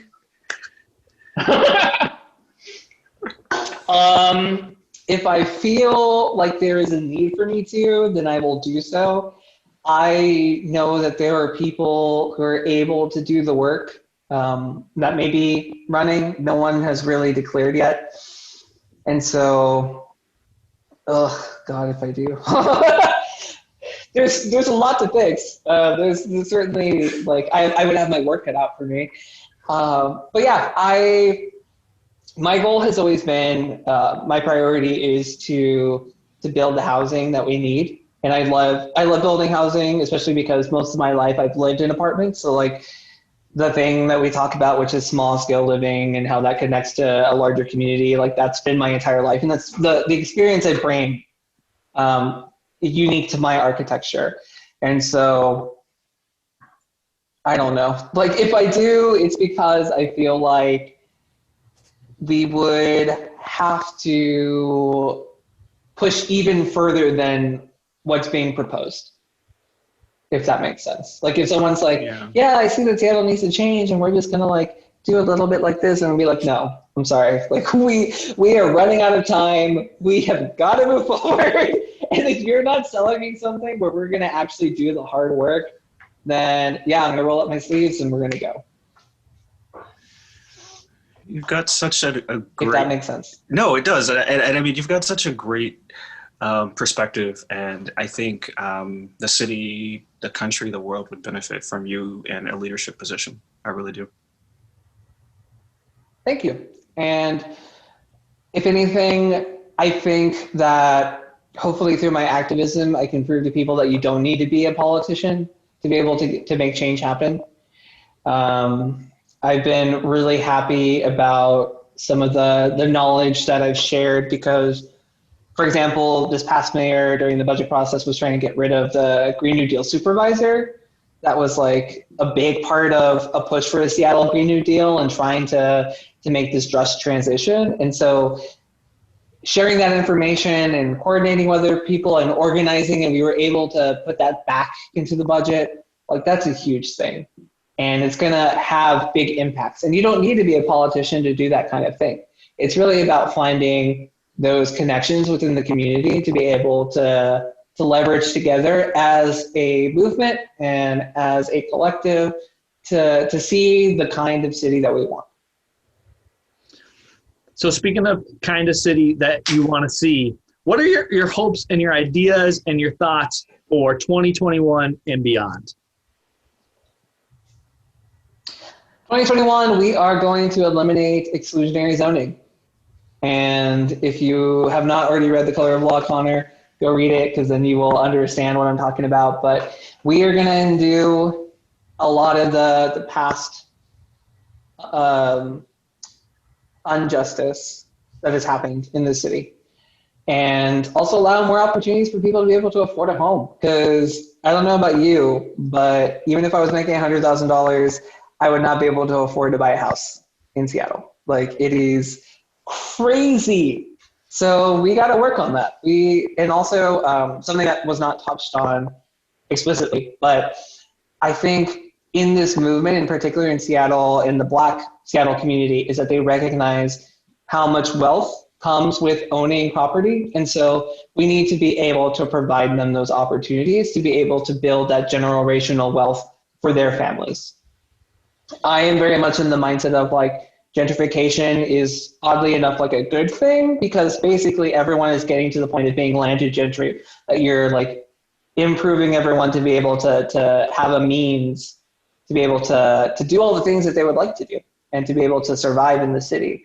but also recognizing that the people that are displaced are the people who aren't able to go up to that next level. And so how does the city support those individuals to ensure that they're still able to live a full life and thrive within Seattle, because it's not their fault that they're not able to move up to that next level. Very interesting. Well, Mr. Well Travel, you have any thoughts about 2021? I think I'm very hopeful for 2021, but I think if there's anything that 2020 has taught me is that you can have all the plans in the world. You don't know how the year is going to go. So I think that's true. That's one of the things, like, I was thinking back at the beginning of, at work, we were having a conversation just about, I don't even remember what, but somehow we got on the topic of, in January, life was like this, and now here we are in December. It's almost January again, and life is like this. And so I think it's interesting, all the things that I didn't do this year, and all of the things that I had planned to do this year and didn't get to do. But all of the things that I actually ended up doing that I wanted to do that I didn't actually even have planned, but maybe had some desire to do at some point. And I think it was a really good year. I think 2021 for me will be a year of getting to a next level in many respects. So I look at 2020 as maybe a foundational year, founding some new things, some new projects, and then building upon those in 2021. I think as a country, right, we'll be led by a different president. And I think what I would like to see for the allies, the activists, and the advocates out there, that, we continue to stay connected, right? Continue to push for the changes that we've talked about this year, continue the conversations that we've been having this year.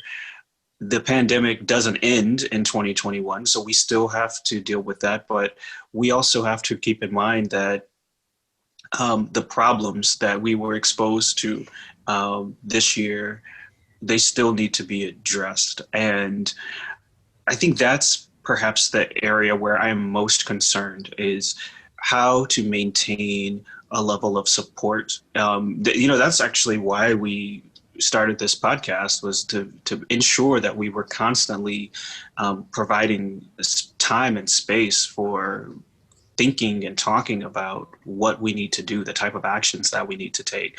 So yes, yeah, as individuals, we can't think that because we have made it out of this year that our work is done. Completely agree. And yeah, that's absolutely. And I think that's been a big chat about this concept of what normal is, and knowing that even before the pandemic, like, things weren't normal for many people. Mm-hmm. And so what is the next version of what life is like, and how do we bring everyone along with that? Well, I know one last piece that we wanted to touch on the show that usually we do in the beginning is our shout out section of the show. And so I know, Mr. Well Traveled, you had a couple shout outs that you want to start, and then we'll go to Ace. But how about you take it? All right. Yeah. So I've got actually 3 today. The first one is Mary Lyles, who is a board member of No More Under, a nonprofit based in Bellevue, Washington.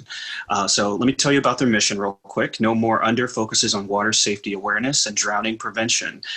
They believe that education, awareness, and access to swimming skills will save lives, and they are dedicated to living in a world where no one drowns. So I became aware of the organization because I follow Mary on Instagram, and she posted about her involvement in the organization. And so I took a look at their website, and I was really inspired by it because they're doing a couple of really interesting things. So one of them is that they have an app called Water Watcher app. It's available on the Apple App Store. It helps you to keep your eyes on the water, not on your phone. They've also produced a documentary called No More Under, and it features families who have experienced tragedies, and they're openly discussing the epidemic of drowning. So this organization's current goals include 300 life jacket giveaways, 1,000 Water Watcher app downloads, and 20 CPR parties. So if you are interested in learning more about the organization, you can visit their website, nomoreunder.org. All right, so that's my first shout out, No More Under and Mary Lyles. You will also see within the notes of the show, wherever you're listening, you'll see a link to the organization. My next shout out is to also someone I follow on Instagram. His name is Kelechi Iroegbu, and he's a student leader at the University of Houston. And right now he's participating in a campaign called Texas-Sized Christmas. And so I saw him post about it the other day, and I thought it was a really good campaign. And I wanted to share it with you, Ace and Connor, and all of our listeners. So their mission for this campaign is to address the 1.4 million households currently facing food insecurity in the state of Texas. To combat this, students from 8 Texas universities, including Ace's alma mater, University of Texas, Austin, have teamed up to raise money and donate non-perishable goods to food banks. Anyone can participate. You don't have to be a student at one of these universities. You go to the website for the students, uh.com/hunger. You find your city, and that can be Houston, Dallas, Austin, College Station. Click the link to the affiliated food bank, and you donate directly. Their goals vary by city, and so it really just depends. Right now, I took a look at Houston. They've raised almost $600. So that seems like a really great cause, and I really love that it's student-led, right? When we talk about leadership and the next generation, it's great to see young people really taking up the charge to address, at least in the interim, a really big problem. And then lastly, last episode we talked about donating and using employer matching funds. And so there was another organization that I donated to following Giving Tuesday called the Common Acre, located in Seattle, Washington. And the Common Acre's mission is to restore relationships between people and the land through ecology, agriculture, and art. Yes. Their projects... Oh, yeah, this resonates with you, I see. Their projects and programs include cultivating multiple community gardens in Seattle, educating the public on soil health, studying wild bees, and planting 1 acre of pollinator habitat. They're currently in their year-end giving campaign, and they're seeking to raise $10,000. And so I was able to donate and use my employer matching funds to double my donation. And, I really wanted to donate to this organization because I believe that as a first level, when we talk about public safety, a first level for me is food security, also housing security. But in this donation, I'm hoping to help support an organization that has a mission that I very much believe in. And one of the things that the community gardens do is they actually provide food to food banks, so fresh fruits and vegetables grown organically. And I think that that's very important, very much connected back to a lot of the things we discussed today. So those are my shout outs. Ace, you got any shout outs for us this week?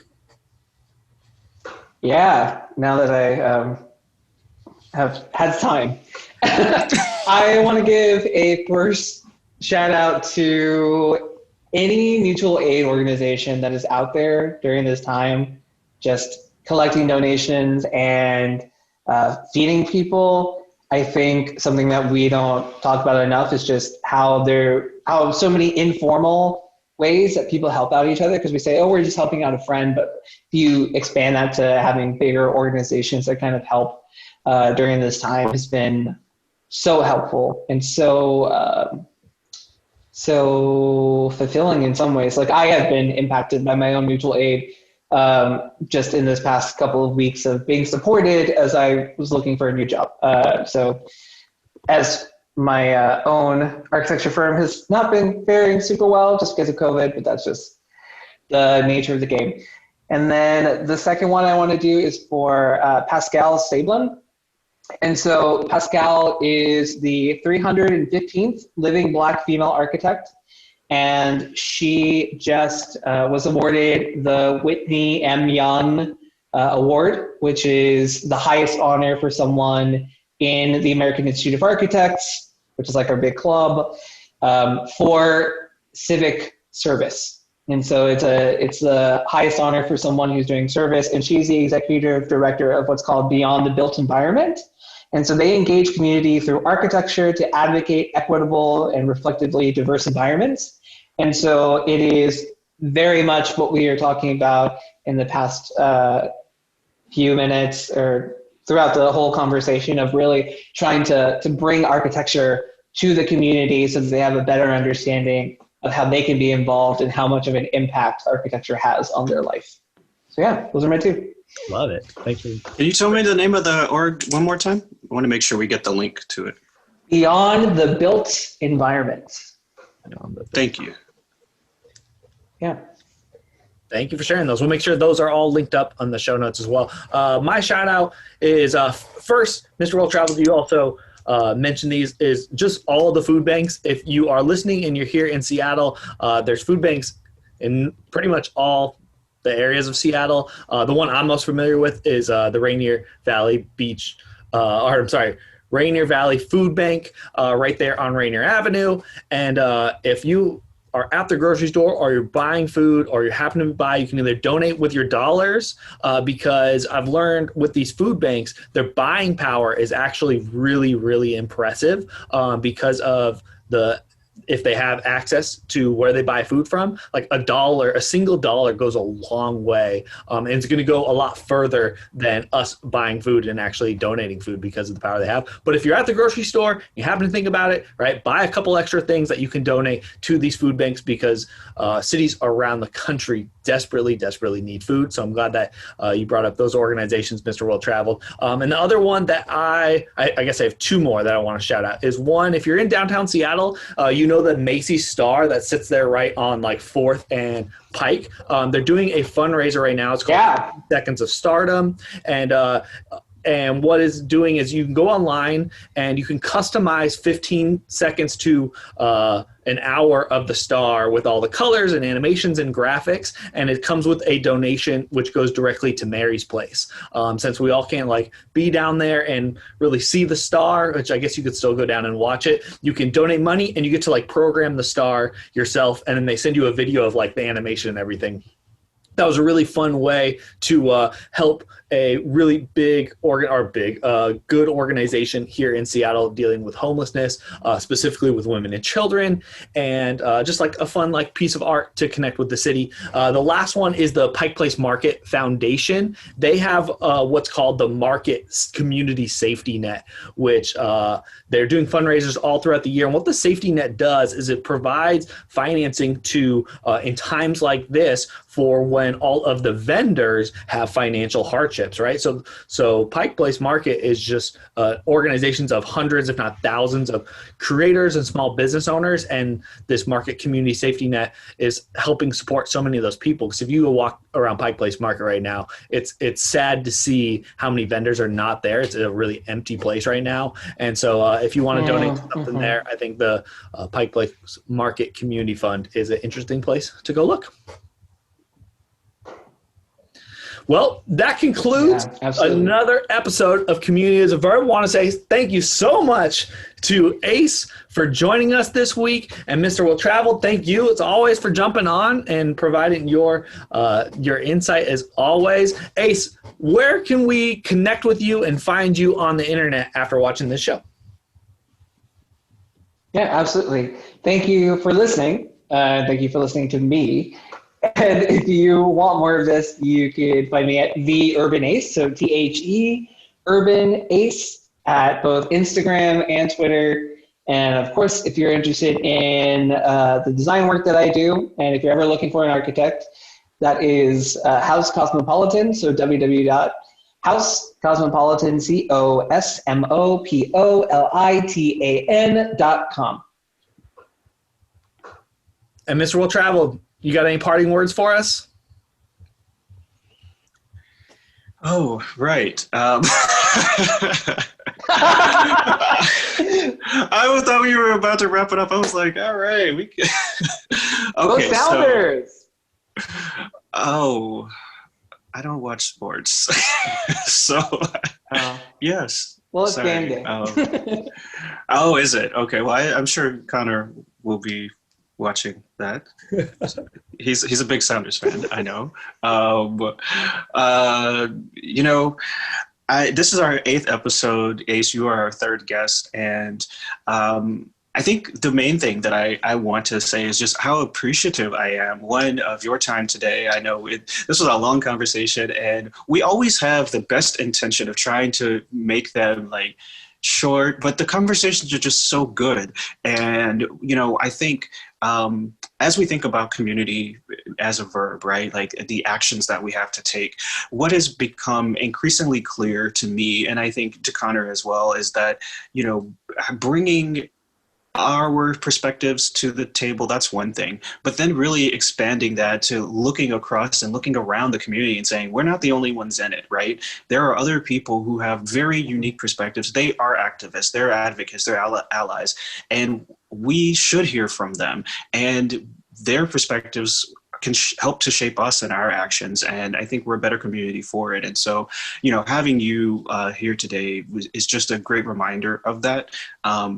I hope for the listeners today that they had a similar reaction as I did when I started thinking about, activism and architecture going together. Those two things, I just never even hear the words. But then I did a simple Google search, and there's a lot out there on the subject. There are a lot of people talking about architecture and activism. And so, it's a great thing that we are opening our minds now to thinking about the built environment as part of social justice. It should have truly always been that way, right? But we learn what we learn, and then we unlearn. And I think today was very helpful for me, and I look forward to our next episodes, and as we start to really build upon all that we've learned this year, and continuing to connect with more and more people, and really expanding our definition of community. That being said, for the listeners, we have some really great listeners who always post us on Instagram. They share whenever we have a new episode, and we are very much appreciative for all of you too. If you can, please give us a rating on whichever platform you use to listen to us. And also, please share. If you know an architect in your life and you think this would be a great episode for them, please share this. And if you know an activist, an ally, or an advocate, and someone who would just like to hear a great inspirational story, please share this episode. I think they will not be disappointed. I totally agree. Thank you very much to both of you. Oh, wait, Connor. I would love to say just one more thing. Ace is trying to say something. Because people always talk about within cities, like preserving neighborhood character. And people think that it's really about the buildings, but it's really about the neighbors. It's really about the character of the characters that live in your area. And so the one thing that you can do is you don't have to be an activist. You can be an advocate, or even that, you don't have to be an advocate. But if you want to make your city a better place, be proactive and reach out to one other person within your community. And that will have a massive impact if every single person did that. That was a great way to finish. I love it. Thanks to both of you. Wonderful show. Happy Hanukkah to anyone out there who's listening, who's celebrating this week. And we'll see you for another episode in 2 weeks. See ya.